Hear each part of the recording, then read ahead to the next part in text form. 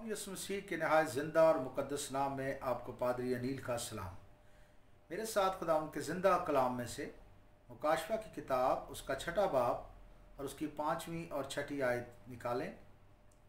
खुदा उनके कलाम में यूँ लिखा है, और जब उसने तीसरी मोहर खोली तो मैंने तीसरे जानदार को यह कहते सुना कि आ। और मैंने निगाह की तो क्या देखता हूँ कि एक काला घोड़ा है और उसके सवार के हाथ में एक तराजू है।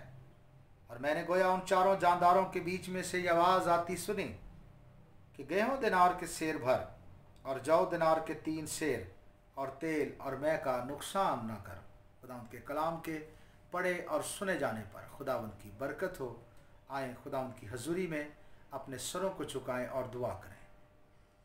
खुदा पाक रूह, हम तेरा शुक्र करते हैं तेरे मसा के लिए जो हमारे साथ है। खुदा उन इस वक्त हमें छू ताकि हम तेरे कलाम को सीखें, तेरे कलाम को समझें और कोई 30 गुना 60 गुना 100 गुना फल लाने वाले हों, यीशु मसीह के नाम के वसीला से आमीन।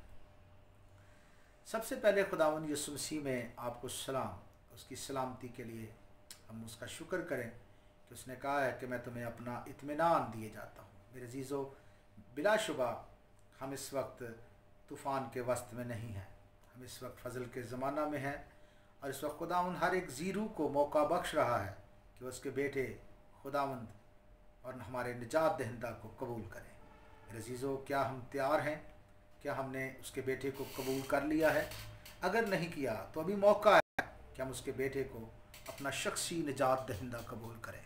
तो हमारी ज़िंदगियों से हर किस्म की तकलीफ़, हर किस्म का डिप्रेशन, हर किस्म की मायूसी, हर किस्म का बंधन, हर किस्म की इब्लीसी सरगर्मी ख़त्म हो सकती है। कलाम में लिखा है, खुदा का बेटा इसलिए ज़ाहिर हुआ कि इब्लीस के कामों को मिटाए। हालेलुया। तो भी मेरे अजीज़ों, आज बहुत सी ऐसी रूहें हैं जो खुदा की खुदाई के लायक उसकी परस्तिश नहीं कर रहे हैं। आए खुदा के कलाम में से इस सहीफ़े पर गौर करें कि खुदा का कलाम इस बारे में क्या कहता है। रोमियो का ख़त उसका 1 बाब उसकी 21वीं और 22वीं आयत में लिखा है, इसलिए कि अगरचे उन्होंने खुदा को जान तो लिया मगर उसकी खुदाई के लायक उसकी तमजीद और शुक्रगुजारी ना की, बल्कि बातिल ख्यालात में पड़ गए और उनके बेसमझ दिलों पर अंधेरा छा गया। वह अपने आप को दना जताकर बेवकूफ़ बन गए। मेरे अजीज़ों, ऐसा ही हो रहा है।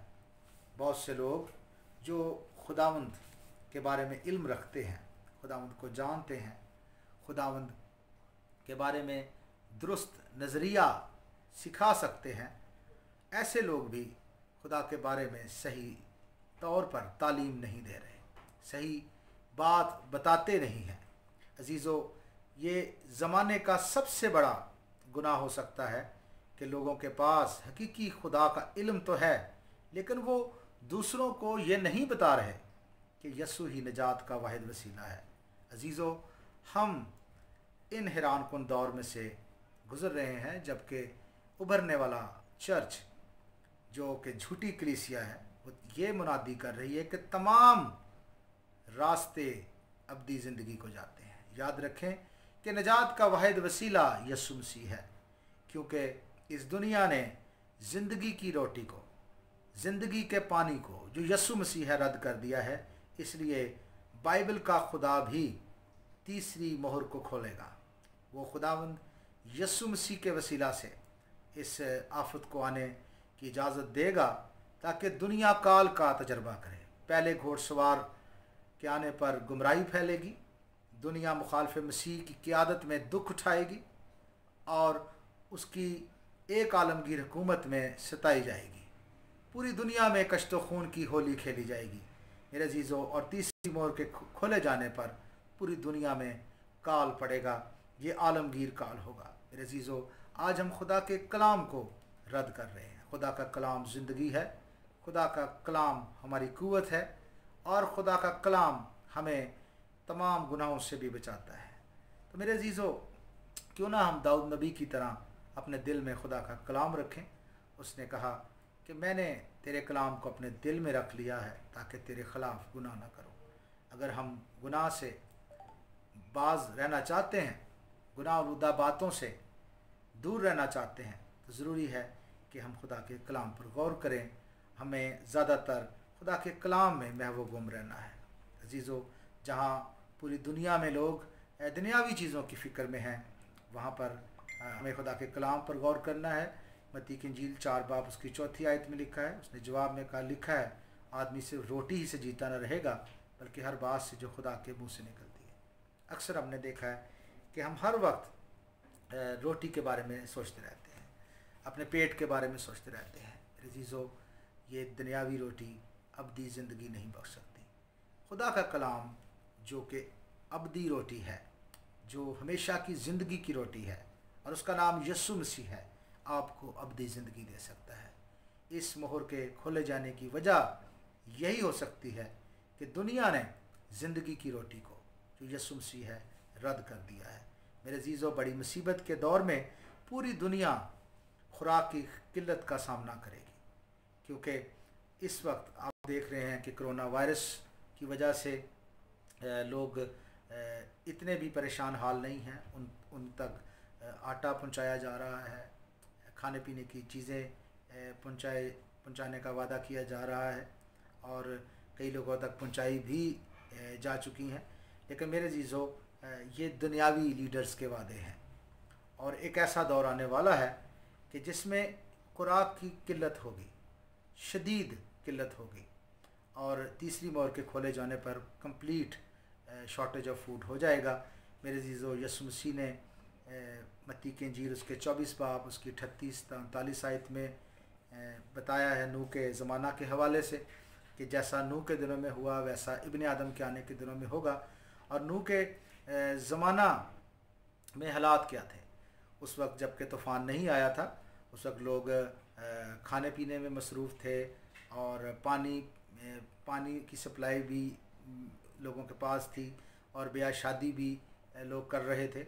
और जब हम लूका की इंजील में देखते हैं 17वें बाब की 28वीं आयत में, तो वहाँ पर हमें 7 सेक्टर्स एक्टिव नज़र आते हैं। पहला सेक्टर है फूड सप्लाई का, दूसरा सेक्टर है वाटर सप्लाई का, तीसरा मैरिजेस का सेक्टर है, चौथा बाइंग का सेक्टर है, और पांचवा सेलिंग का सेक्टर है, छठा ट्री प्लांटिंग का सेक्टर है, और सातवां कंस्ट्रक्शन का सेक्टर है।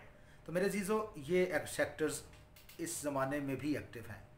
तो मेरा ईमान है कि हम फ़ज़ल के ज़माना के आखिरी दिनों में से गुज़र रहे हैं, और खुदावंद यीशु मसीह आने वाला है।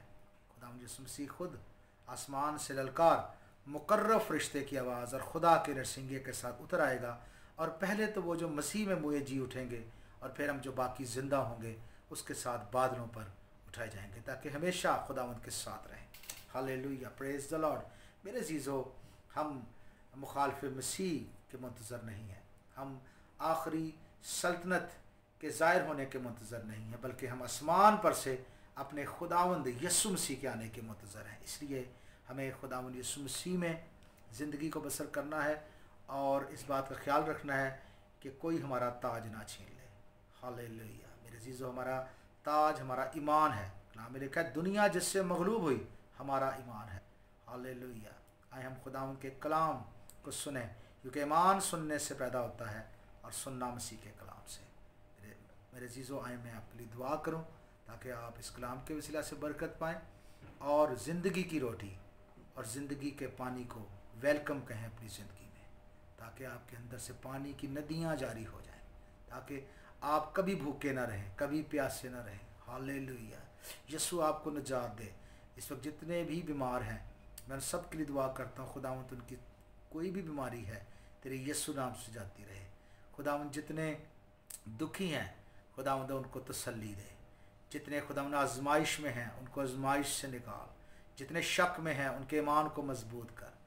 जितने खुदावंद खुदा तन्हा हैं, खुदावंद उन्हें अपने पाक रूह की मामूरी बख्श। हालेलुया। उनके साथ सुकूनत कर खुदावंद। Hallelujah, hallelujah. इसी वक्त इब्लीस का सारा जोर खुदावंदा इस कलाम को सुनने वाले की ज़िंदगी से जाता रहे। हालेलुया। यीशु के नाम से इब्लीस का जोर ख़त्म हो जाए, उसके बंधन टूट जाएं, उसकी जंजीरें टूट जाएं, यीशु का नाम जलाल पाए।